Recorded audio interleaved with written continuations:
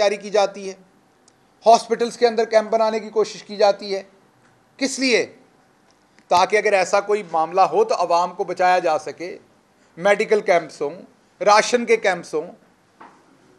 लेकिन अगर कोई रोक दे उस टाइम इस काम से, जो बड़ा बुनियादी काम है हुकूमत का, जिसके लिए वो वोट लेके आती है, तो बताइए फिर किधर गया हमारा कॉन्स्टिट्यूशन, किधर गया आवाम के वोट का वो हक? तो सब कुछ खत्म हो गया फिर। अब हम ये देख रहे थे कि शुगर माफिया पाकिस्तान के अंदर क्या कर रही है। ये वो शुगर माफिया है जिन्होंने 9 से 11 साल कंपटीशन कमीशन ऑफ पाकिस्तान के अंदर अपने बंदे लगवाए पहले, फिर उनसे एक छोटा सा फाइन होने दिया कंपैरेटिवली 27 करोड़ का। 9 से 11 साल उस पर स्टे ऑर्डर रखा ताकि इनको कोई पूछ ना सके। जंगल का राज था। हमने आके कंपटीशन कमीशन को रिवाइव किया, मेरिट के ऊपर 40 अरब से ज्यादा के इनके ऊपर फाइन किए, महंगे वकील करके फौरन अदालतों में जाके स्टे लेके उसके पीछे घुस गए। आज तक वो रिकवरी नहीं हो सकी। एफबीआर का टैक्स चोरी किया जाता था। एफबीआर भी इनके नरगे में था, यरगमाल था इनके हाथों में। आपको पता है ये जो इशराफिया ये ऊपर सारे फैसलों में इन्वॉल्व होती है। क्या वो हमारी हुकूमत में इन्फ्लुएंस करने का कोशिश नहीं करते होंगे? बिल्कुल करते होंगे। लेकिन independently competition commission of Pakistan को रिवाइव किया हमने। जब हमने एफबीआर को रिवाइव करके दोबारा टैक्स असेसमेंट की और इनके ऊपर जो टैक्स एवेजन की हुई थी या टैक्स स्लिप किया हुआ था, जो वो 500 अरब का टैक्स इंपोज जब हुआ दोबारा, वो टैक्स रिकवरी इससे पहले कि गवर्नमेंट करती, उसके ऊपर फिर जाके अदालत से स्टे ऑर्डर ले लिया। अच्छा चलें, इसको भी छोड़ देते हैं, ये पैसा लेना है, इसकी भी बात हो जाएगी। 9 साल स्टे ऑर्डर चला, पहले इन्होंने लिए रखा, उसके बाद अभी 40 अरब फाइन हुआ उसका, उसके बाद आपने देखा कि मैंने बताया आपको कि 500 अरब उसका भी स्टे ऑर्डर। अब हमें गर्मियों में नज़र आ रहा था कि इन्होंने क्रशिंग सीज़न के करीब जाके तंग करना है, ब्लैकमेल करेंगे। क्यों? क्योंकि ये हमेशा क्रशिंग सीज़न से पहले नून लीग की आखिरी हुकूमत से 27 अरब की सब्सिडी ली थी इन्होंने, याद होगा आपको। एक्सपोर्ट हमारी हुकूमत में ये एक दफ़ा दी गई और उस पर भी हमने किस तरह का 5 अरब की, उस पर भी किस तरह का एहतसाब किया वो आपके सामने है, अपने लोगों का भी और इनका भी। अब इन्हें वो सब्सिडी तो मिलनी नहीं, तो हमें पता था इन्होंने ब्लैकमेल करना है, तो एक कानून बनाया। आप वोट देते हैं, एक बैठी हुकूमत का काम है आवाम को प्रोटेक्ट करने के लिए टाइम के ऊपर कानून बनाए। तो जून मई में एक कानून बनाया गया कि अगर किसी मिल के पास स्टॉक पड़ा है, एक बात यहां पर याद रखिएगा, शुगर का सीजन फरवरी मार्च में ख़त्म हो जाता है। जो लागत आनी होती है मिल मालिक की शुगर बनाने पे, वो उस टाइम डिसाइड हो जाती है। उसके बाद शुगर गोदाम में पड़ी है, पड़ी तो उसकी कीमत, लागत में इजाफा नहीं हो सकता। तो उस टाइम हुकूमत ने कीमत डिसाइड कर दी, उसका नोटिफिकेशन हो गया और एक कानून बनाया कि वो जो कीमत डिसाइड हुई जिस पे ये बेचते रहे उस टाइम, अगर कोई उस कीमत पे नहीं बेचेगा और किसी के पास चीनी पड़ी होगी तो हम अपनी आवाम को भूखे तो नहीं मरने देंगे ना, हम वो चीनी उठा के आवाम तक लेके आएंगे। तो एक कानून बनाया कि हुकूमत के पास अब इख्तियार है कि वो चीनी अगर कोई जानबूझ के ना बेचे और गोदाम के अंदर ज़ख़ीरा करने की कोशिश करे, तो हुकूमत उस चीनी को लेके आवाम तक लेके आए और उसको बेचे जो रेट है, और उस रेट पे पैसे मिल मालिक को मिल जाएं। जुलाई के महीने में इन्होंने आला अदालत में जाकर स्टे ऑर्डर ले लिया महंगे वकीलों के थ्रू। आज के दिन तक वो स्टे ऑर्डर चल रहा है, कोई पूछने वाला नहीं इनमें इनवाल कान से कि जब गरीब बिलक रहा है और वो दुगनी कीमत देने के ऊपर उसको पुश कर दिया गया। सारी गाली गलोच हुकूमत को होती है। मुझे बताइए हुकूमत यहां पर क्या करे? हुकूमत की जिम्मेदारी थी सिचुएशन को टाइम पे असेस करे, हुकूमत की जिम्मेदारी थी एक कानून बनाए, हुकूमत की जिम्मेदारी थी उसको इंप्लीमेंट करे, और ये महंगे वकील करके अदालत से स्टे ऑर्डर लेके हुकूमत के हाथ बांध देते हैं। तो अब आवाम बताए कि हुकूमत इस सिचुएशन में क्या करे। इनके वकीलों से, इनसे ये जो आपको पीडीएम वाले कहते हैं मैं ये नहीं कहता हमारी तरफ वाले लोगों की शुगर मिलें नहीं होनी चाहिए, उनसे भी आवाम को पूछना चाहिए। बिल्कुल, जो इनकी तरफ शुगर मिलों वाले हैं, आधी से ज्यादा शुगर मिलें इनकी हैं, इनसे भी पूछे कोई कि बेहयाओ, एक तरफ कहते हो कि आवाम को शुगर महंगी लेनी पड़ रही है, तो कम से कम अपनी मिलों के स्टॉक का ही स्टे ऑर्डर ना लो। एक तरफ तो अदालत में जाके स्टे ऑर्डर लिया हुआ है। मैं कानूनदान नहीं हूं, अदालती मामलात पे बात तो नहीं कर सकता। अदालत का एहतराम तो हमारी जमात हर सूरत करती है। हम तो अदालत की बेहुरमती तो दूर की बात है, अदालत के ऊपर बात करने को भी नहीं सोच सकते, क्योंकि अदालत तो सबसे मुअज़्ज़ज़ है, अदालत को तो बसद एहतराम है। लेकिन इन चोरों ने जो कानूनी मुशगाफियों के साथ वो स्टे ऑर्डर लिए हुए हैं, इनसे कोई पूछे कि चलें, आप कह देते हैं कि कुछ लोग हुकूमत में बैठे हुए हैं, हम तो उन्हें भी कहते हैं कि आप जाकर महंगे वकील खड़े करके अदालतों से स्टे ऑर्डर लेते हैं ताकि गरीब बिल्के और उसकी जेब से डबल पैसा निकालें, और फिर उस बेशर्मी से जलसों में खड़े होकर कहते हैं कि चीनी डबल हो गई है। तो भाई कम से कम अपनी मिल की चीनी तो मत रोको, स्टे ऑर्डर पे वो तो बेचो जो रेट तय किया हुआ है आपने और हमने मिलके। एक तो मैंने दोबारा कहा कि अदालतों का एहतराम है, बसद एहतराम है, हाथ जोड़ के एहतराम है, लेकिन हाथ जोड़ के अदालतों से अपील की जाती है कि अगर सब कुछ हुकूमत के हाथ बन जाएंगे इन चोरों की मुशगाफियों की वजह से, तो फिर आवाम लुटती रहेगी और इररिपेयरेबल लॉस हो जाएगा आवाम को।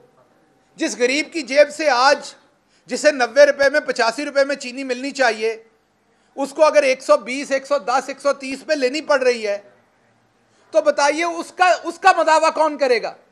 इस सेठ का मदावा तो हो गया जिसका पेट कभी नहीं भरा, ना 27 अरब की सब्सिडी लेके भरा, ना सारी जिंदगी शुगर की फसल को तबाह करने पे बड़ा, मिले वहां पे मैनेज कर लेके जाने पे। तो गरीब किधर जाए? इमरान खान गरीब की मदद कैसे करे बताएं आप? क्या इमरान खान के पास कोई बंदूक है? किसी को गोली मार दे जाके? कानून है ना, वजीर आजम है वो मुल्क के, वोट दिया था ताकि वो कानून बनाए और उसको इंप्लीमेंट करें, उसके ऊपर तो स्टे ऑर्डर ले लिया जाता है। तो हाथ जोड़ के अदालत से इस्तदा है कि खुदारा सब चीजों में इनको स्टे ऑर्डर दें, जहां गरीब पिसरा हो वहां ना दें, हमारे खिलाफ दे दें, कोई सियासी मामला बिल्कुल दे दें। लेकिन यहां तो गरीब की जेब से 90 की बजाय 130 रुपया जा रहा है। इसको अदालत लगाएं, रात को लगाएं, दिन में लगाएं, किसी हमारे की गलती है उसको सजा दें, हमारी हुकूमत के किसी बंदे की गलती है उसको सजा दे दें, आज रात ही अदालत लगाएं। क्या यहां हफ्ते वाले दिन अदालत नहीं लगती पहले? तो आज क्यों नहीं लगाते आप अदालत? कल क्यों नहीं लगाते? सुबह क्यों नहीं ऐलान करते कि इसका लगातार फैसला? आप मीडिया को भी एक्सेस दें, अदालत में कैमरे लगे हो लाइव, कल सुबह 9 बजे इसके ऊपर बात शुरू हो और जब तक फैसला ना हो अदालत बंद ना हो। पूरी दुनिया में महंगाई है, ना हुकूमत, ना अदालत, ना शुगर मिलों के मालकान, ना सहाफी, कोई गरीब को अकेला नहीं छोड़ सकता। प्राइम मिनिस्टर साहब ने भी अटक में तकरीर करते हुए यही गुजारिश की थी। दोबारा दस्तबदस्त गुजारिश है कि खुदारा जो आम आवाम है उसके साथ सारे तबके खड़े हो जाएं, मीडिया भी खड़ा हो जाए। मैं मानता हूं कुछ मीडिया की अपनी शुगर मिलें भी होंगी, मैं उनसे भी गुजारिश करता हूं खड़े हो जाएं। अब आगे चलते हैं, कीमतों की बात, पेट्रोल पे बात की जाती है बहुत ज्यादा। हम जब यहां पे आपको आलमी कीमत बताते हैं पेट्रोल की, तो हमें यह कहा जाता है, कभी अवाम को बेवकूफ़ बनाया जाता है। वो एक हमारे दोस्त हैं जो गंदे गंदे लतीफ़े भी सुनाते हैं, गंदी गंदी तकरीरें भी लिखते हैं, जिन्होंने हमारी बहन मरियम से या कोई और चीज़ें, परवेज़ रशीद साहब जो हर बुराई का मंबा है, मेरे बुजुर्ग हैं, मेरे से बड़े हैं, लेकिन हर सियासी बुराई का मंबा है। इतनी बुराई में उन्होंने तहकीक की हुई है सियासी में कि आप उनको देखते हैं तो पता चलता है कि वो बुराई एक्सपर्ट हैं, सियासी बुराई एक्सपर्ट हैं। कल कह रहे थे कि इंडिया में जो पेट्रोल है वो 108 रुपए है। आप हमसे झूठ बोल रहे हैं, हालांकि हैं ये बहुत बड़े कीमियादान, शायद रियाजी दान नहीं है। जब हम कीमतें बताते हैं तो लोगों को यह समझ नहीं आती कि पूरी दुनिया में डॉलर से पेट्रोल खरीदा जाता है, फिर हर मुल्क की करेंसी में कन्वर्ट हो जाता है। तो अगर आपने मुआवजा करना हो कि उस मुल्क में तेल कितने का है, तो आप देखेंगे वो मुल्क डॉलर में कितने का खरीदता है। तो जितने का खरीदता है उसको अपनी करेंसी से डॉलर को ज़रब देंगे तो आपके यहां निकल आएगा। तो हम करते थे तो आपको बड़ी तकलीफ होती थी। मेरे लिए तो ये कोई फख्र की बात नहीं जो मैं दिखाने लगा हूं, लेकिन आपके लिए है, क्योंकि आप पिंक रंग की पगड़ियां पहनते और पहनाते हैं एक दूसरे को, आप साड़ियों के पल्लू संभाल के एक दूसरे को देते हैं, आप वैक्स लगा के चमका के आम की पेटियां एक दूसरे को देते हैं, आम चमक जाते हैं ना। आम की बात हो रही है, मर्द कहां से आ गया बीच में से, ये मुझे समझ नहीं आई। अच्छा सो आज मैं आपसे शेयर करता हूं, ये कांग्रेस पार्टी जो इंडिया की है, ये उन्होंने अपने ट्विटर पे कल शेयर किया। ये कांग्रेस पार्टी की, ये अभी अगर आप कांग्रेस के, इंडियन कांग्रेस के ट्विटर हैंडल पे जाएं तो ये पड़ा हुआ है। वो इंडियन गवर्नमेंट को शर्म दिला रहे हैं, Indian Congress party BJP government को शर्म दिला रही है और बता रही है कि पाकिस्तान में तेल सस्ता है। कीमियादान परवेज रशीद साहब, वो जो आपने कहा था इंडिया में 108 रुपए पे है और यहां 137, तो कांग्रेस पार्टी, आपको बड़ी मोहब्बत है उनसे मुझे पता है, तो इसीलिए बता रहा हूं, हमारी तो आपको समझ नहीं आनी है, जेडे तुहाडी भूआ दे पुत्र ने, इन्हां दी समझ आ जाएगी तुहानू। ये कांग्रेस पार्टी कह रही है कि पाकिस्तान में तेल इंडिया के रुपए के हिसाब से पेट्रोल 60 रुपए पे है और डीजल 58 रुपए पे है, और वही कांग्रेस पार्टी कह रही कि इंडिया के अंदर ये 108 रुपए पे है इंडियन रुपयों में, और इंडियन रुपयों में 100 रुपए पे है। और वो शर्म दिला रहे हैं कि पूरे खित्ते में श्रीलंका, अफगानिस्तान, बांग्लादेश, सारी जगहों पर, नेपाल, सारी जगहों पर अगर आप देखें तो इंडिया का पेट्रोल सबसे महंगा है। लेकिन कांग्रेस पार्टी एक और बात भी कह रही है, कीमियादान साहब गौर से पढ़ें, वो जो आपकी शैतानी आंख है ना, मीन ऐनक, वो लगा के पढ़ें। ये कांग्रेस के चार्ट में भी सबसे ज्यादा सस्ता तेल दुनिया में पाकिस्तान में है, इस रीजन के अंदर। ये मैं नहीं कह रहा, ये इंडिया की कांग्रेस कह रही है, ये इंडिया की एक पार्टी कह रही है, जो मेरा ख्याल पाकिस्तान की खैरख्वाही तो कभी नहीं करेगी, आप सबको पता है। तो ये हिंदुस्तान की दूसरी बड़ी पार्टी, या शायद बराबर की बड़ी पार्टी, क्योंकि बीजेपी इस टाइम गवर्नमेंट में है, तो दो ही पार्टीज है वहां बड़ी, जो दूसरी बड़ी पार्टी है कांग्रेस, ये वो कह रही है कि पूरे खित्ते में सबसे सस्ता तेल पाकिस्तान में है और सबसे महंगा तेल हिंदुस्तान में है, और वो शर्म दिला रही है अपनी पार्टी को कि सस्ता करें, साथ आपको भी शर्म दिला रही है कि झूठ ना बोलें वहां का नाम लेके। अभी मैंने आपको याद करवाना है, 2016-17 में पेट्रोल की कीमत हो गई थी, ऑयल की कीमत हो गई थी दुनिया में $27 फी बैरल, और पाकिस्तान में उस टाइम पेट्रोल बिक रहा था 70 रुपए में। मैं रिपीट कर रहा हूं, बैरल की कीमत इंटरनेशनली थी 27, पाकिस्तान में पेट्रोल बिक रहा था 70 रुपए फी लीटर में। उस वक्त का डॉलर का रेट देख लें, और अगर वही डॉलर का रेट रखें, बढ़ाएं ना, अगर डॉलर का वही रेट रखें जो 2017-16 में था, उसी रेट पे देखें, तो सिर्फ तेल की जो कीमत 27 से 85 है, $27 पे तो जब तेल था दुनिया में तो आप बेच रहे थे 70 रुपए पे, आप 85 में है तो डॉलर का रेट वही रहे तो आज कीमत 220 रुपए फी लीटर होनी चाहिए। हिसाब निकाल लें। आजकल तो आपको कुर्सियां भी नहीं गिननी पड़ती परवेज रशीद साहब, आप हिसाब कर लें। और अगर डॉलर का रेट एडजस्ट कर दिया जाए तो ये 300 रुपए लीटर से भी ऊपर चला जाएगा। तो ये तो इनकी करतूतें थी, और ये कार्टून है डार साहब के ज़माने का, मैंने नहीं, मीडिया ने प्रिंट किया हुआ है उस ज़माने का। उन्होंने कहा था, हमारी एक बहन है जो बगैर गुमनाम कालम लिखती हैं, तो उन्होंने चंद दिन पहले पूछा था जब वज़ीर आज़म साहब की तकरीर हुई थी कि ये कुव्वत ख़रीद के हिसाब से बात होती है, तो यहाँ पर लिखा हुआ है तो फिर जाओ आलमी मंडी से पेट्रोल ख़रीद लो अगर आपकी कुव्वत ख़रीद कम है। ये अखबार ने छापा हुआ है, मैंने नहीं, इसहाक डार साहब का। ये उस ज़माने की बात है कि अगर यहाँ पे तेल महंगा लगता है तो आलमी मंडी से ख़रीद लो। तो मैं अपनी उस बहन से भी रिक्वेस्ट करूँगा, मैं भी नाम नहीं ले रहा उनका, अब तो हम गुमनाम बातें करते हैं ना, गुमनाम किस्म के नावल, किस्से, कहानियाँ, डाइजेस्ट तो सुने थे हमने और रेलवे स्टेशन के फाटक के साथ मिला करते थे। लेकिन अब ये गुमनाम कॉलम, बीबीसी के गुमनाम कॉलम, पता नहीं क्या लिखते हैं इसमें जो गुमनाम लिखना पड़ता है।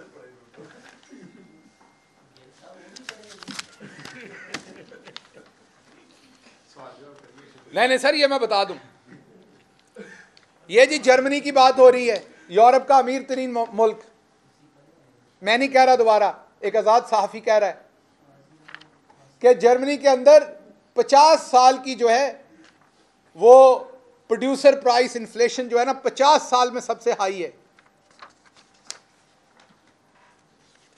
ये कहा जा रहा है कि 1000% गैस की कीमतें दुनिया में बढ़ गई हैं। नेस्ले, सारे बड़े शौक से पानी पीते हैं आप लोग, और नेस्ले वाले मेरे ते केस ना कर दें, बड़ी छेती केस कर दे हो, चंगी गल ही कहन लगा, कोई भैड़ी नहीं कहन लगा, चंगी कंपनी हो तुसी। ये नेस्ले बता रहा है पूरी दुनिया में कि हम एक जिम्मेदार कंपनी हैं, लेकिन पूरी दुनिया में कीमतें बढ़ गई हैं तो हमें भी वो कीमत बढ़ानी पड़ेगी। पाकिस्तान नेस्ले की बात नहीं मैं कर रहा, ये इंटरनेशनल नेस्ले कह रहा है कि पूरी दुनिया में कीमतें बढ़ गई हैं तो एक जिम्मेदार कंपनी के तौर पे हमें पूरी दुनिया में कीमतें अपनी चीजों की बढ़ानी पड़ेंगी।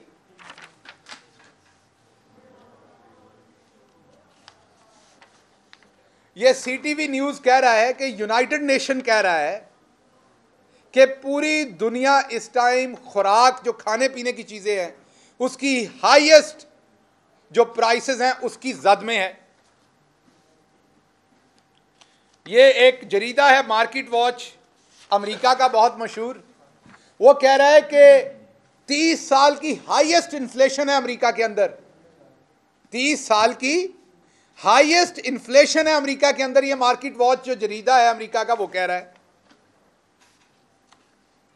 अब ये सबसे इंपॉर्टेंट है आपके लिए, यहां हो तो क़यामत बर्पा कर दी जाए, एक हश्र बर्पा कर दिया जाए। जर्मनी के बारे में बताया जा रहा है कि क्योंकि कोयला बहुत महंगा हो गया है, क्योंकि कोयला बहुत महंगा हो गया है, इसलिए जर्मन कोल फायर्ड प्लांट जो थे उनको बंद कर दिया गया है क्योंकि कोयला खत्म हो गया है। जो जर्मनी में कोयले से चलने वाले प्लांट थे उनको बंद कर दिया गया क्योंकि जर्मनी के पास कोयला खत्म हो गया, क्योंकि मार्केट में बहुत महंगा है। अगर उस महंगे पे खरीदेगा तो अवाम बिजली नहीं दे सकती। और आज के अखबारों में बड़ी हेडलाइन थी, पाकिस्तान के अंदर बिजली महंगी हो गई, ऐसे लगा जैसे बड़ा जुर्म हो गया। यहां पर पूरी बात नहीं बताई जाती।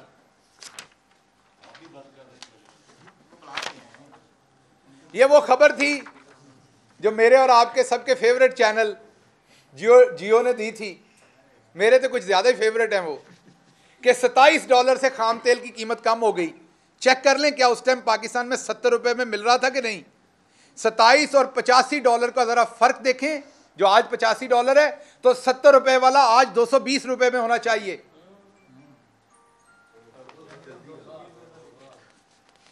ना करो जल्दी कर दो। अच्छा जी, ये आपके साथ वाला देश जो हमारे इधर रायवंड में कुछ लोग रहते हैं उनको बहुत पसंद है, ये इत्थे भी एक अद्धा बंदा इहो जिहा काम करता है। इंडियन एनर्जी क्रंच, इंडिया में 2 से 3 घंटे जो बिजली घर है उनको बंद किया जा रहा है, पावर प्लांट्स को, ताकि जो कोयला थोड़ा सा रह गया है उसको लंबा अरसा इस्तेमाल किया जा सके।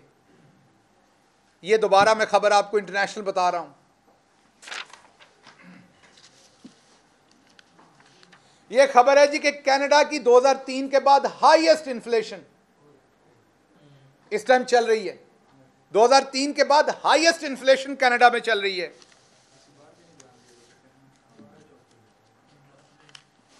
सऊदी अरब, सऊदी गजट कह रहा है कि खाने पीने की चीजें हैं वो पूरी दुनिया में हाईएस्ट चली गई हैं पिछले कई अशरों कई दहाइयों की निस्बत। पूरी दुनिया में खाने पीने की चीजें हाईएस्ट लेवल पे चली गई हैं। जापान कह रहा है कि बहुत ज्यादा बिजली महंगी हो गई है जापान में। ये पाम ऑयल देख लीजिए, इसका ग्राफ देख लीजिए, सिर्फ किधर गया है, कीमत किधर से किधर गई है, ये ग्राफ देख लीजिए। चढ़ गया ना कोठे थे। ये आम लोगों के लिए कह रहा हूं।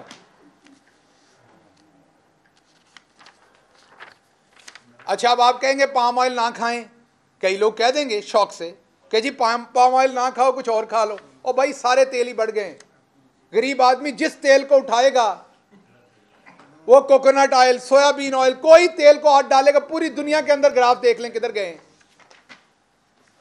अच्छा, यहां बात होती है, अक्सर बताया जाता है कि घी महंगा हो गया है। वो ऐसे शायबा दिया जाता है जैसे ज़िशान बख्श ने यहां पर घी महंगा कर दिया है।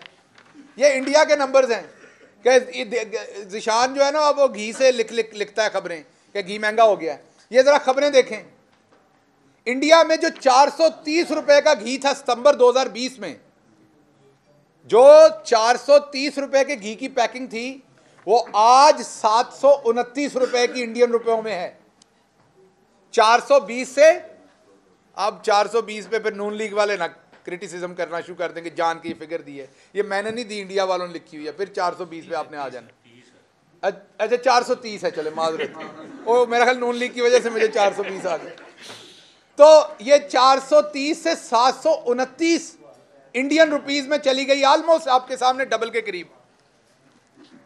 ये वो तमाम कमोडिटीज हैं, कोई 90% बढ़ गई, कोई 80%, कोई 87%, जितनी भी हमारी जरूरत की हैं। कुछ अमीरों की जरूरत की हैं ऑफ कोर्स, कॉफी, कॉर्न, लेकिन कॉर्न तो नहीं, मकई तो सारे लोग ही खाते हैं, लेकिन कुछ चले अमीरों की। लेकिन इवन कपास 42% इसमें बढ़ गई है। पहले मैंने आपको कहा था कोठे पे चढ़ने की मिसाल दी थी, ये प्लाजे पे चढ़ गई है। बरतानिया की बिजली की कीमत, यह ग्राफ देख लें किधर गया है। ये मैं मियां असलम साहब ग्राफ पढ़ने के एक्सपर्ट है, तो ये आप देख लें कि ग्राफ जो है इलेक्ट्रिसिटी का किधर गया है। ये यूके के अंदर है।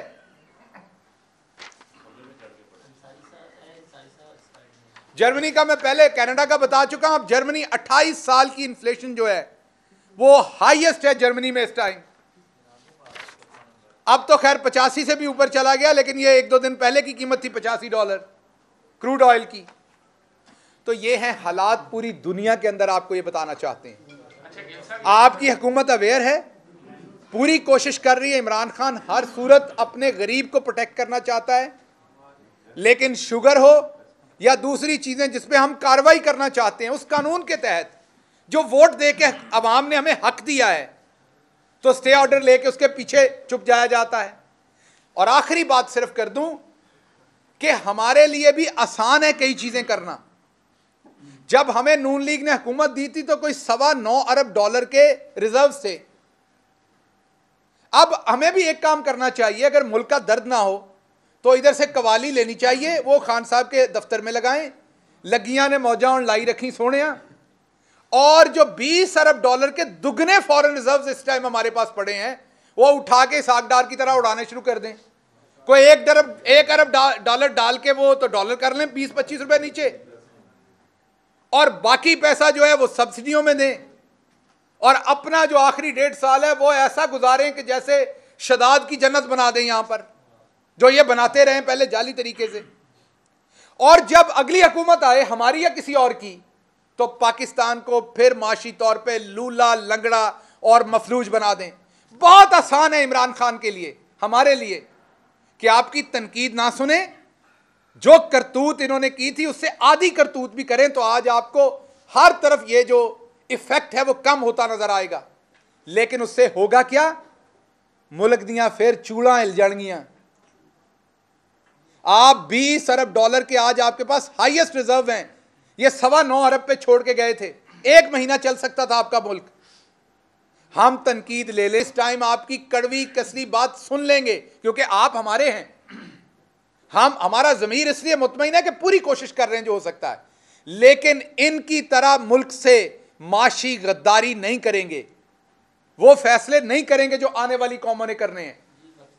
जी अच्छा डॉक्टर साहब, ये बताइएगा कि आपने अभी महंगाई के हवाले से बात की, आप भी यकीनन ग्रॉसरी करने जाते होंगे, कुछ ना कुछ लेते होंगे, सियासी पॉइंट स्कोरिंग से हट के क्या मुल्क की जो मौजूदा महंगाई है इससे डॉक्टर शहबाज गिल मुतमईन हैं? अगर तो मुतमईन है तो ठीक है, तो फिर अवाम इससे मुतमईन क्यों नहीं है? दूसरा, आपने आलमी मंजरनामा दिखाया महंगाई को लेके, आलमी तनाजुर में हम कंपैरिजन तो करते हैं, क्या पाकिस्तान में फीकस आमदनी भी उतनी है, पर कैपिटा इनकम उतनी है? देखिए बात ये है कि मैंने जैसे आपको बताया कि जब $27 का बैरल था और आपको 70 रुपये में तेल बेचा जा रहा था लीटर, तो फीकस आमदन जनाब की तनख्वाह तो 4-5 साल से नहीं बढ़ी, मुझे पता है, कम ही हुई है, ऐसा ही है ना। तो जनाब की और किसी की छोड़ दें, आप मेरे भाई हैं, आप ही की बात कर लेते हैं। आपकी तो कुव्वत ख़रीद तब भी ये नहीं थी कि 220 रुपये पे तेल ख़रीदें, आज मतलब 85 पे होता तो आपको 220 पे ख़रीदना पड़ना था। तो बात यह है कि जो आलमी कमोडिटीज़ आप लेते हैं वो आपकी कुव्वत ख़रीद देख के आपको नहीं दी जाती, सिर्फ ये होता है कि आपकी हुकूमत आपको सब्सिडाइज़ करती है अपने पिसे हुए तबके को बचाने के लिए। ये एक काम कर सकती है हुकूमत, तो वो पैकेज ऑलरेडी ले आए हैं। 12 से 13 करोड़ अफराद के लिए, अगर आप 2 से 3 बच्चे घर में हैं, मियाँ बीवी हैं, तो आपका तकरीबन 40 किलो आटा लगता है महीने का, कमोबेश। आपका तकरीबन 3 से 4 किलो घी लगता है, कमोबेश। आपकी तकरीबन 3-4 किलो दालें लगती हैं, कमोबेश। ऑफ कोर्स बाकी सब्जियां और भी बहुत कुछ, गोश्त, आप चीज़ें लाते हैं, लेकिन ये जो आपका ड्राई राशन है ये तकरीबन 4,4200 रुपये का बिल बनता है आज के रेटों पे भी, ये जो मैंने चीज़ें बताई हैं आपको। तो इसमें से अगर 1000 रुपया एहसास राशन कार्ड आपको देगा तो शायद आपको और मुझे उतना फ़र्क ना लगे, लेकिन एक बहुत गरीब आदमी के लिए, और जब गांव में आप वज़न उठाते हैं ना तो चलता हुआ बंदा साथ हाथ डलवाता है, को आपका खैर ख्वाह मेहरबान, तो वो पंड उठानी आसान हो जाती है। तो गरीब आदमी के लिए ये महंगाई की पंड उठानी आसान हो जाएगी। जो मैंने आपको दिखाया कि पूरी दुनिया के अंदर महंगाई है, ये सिर्फ पाकिस्तान में नहीं, पूरी दुनिया का गरीब बिलक उठा है।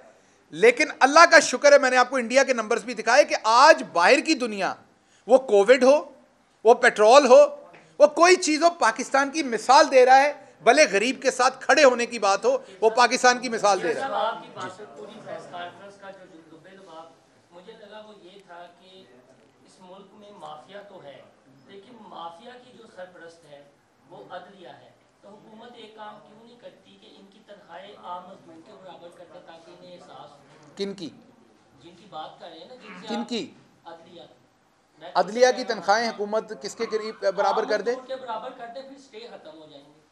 आप ये मेरे से सवाल कर रहे हैं कि जो जजेस साहबान हैं उनकी तनख्वाहें मजदूरों के बराबर कर देनी चाहिए। आप कह रहे हैं ना कि वो स्टे दे देते हैं माफिया, फिर जो है भाई साहब, मैं पहले मुकदमात, मेरे लिए अदालत, ये इनका ख्याल है जी, मेरे लिए अदालत बहुत ही काबिल एहतराम है, मैं ऐसी कोई बात नहीं कर सकता। अदालत जाने, लॉ मिनिस्ट्री जाने, ये उधर के सोचने की बातें आप मेरे पे भी मेहरबानी करें और अपने पे भी करें, अपने चैनल पे भी करें, अगली बात करें।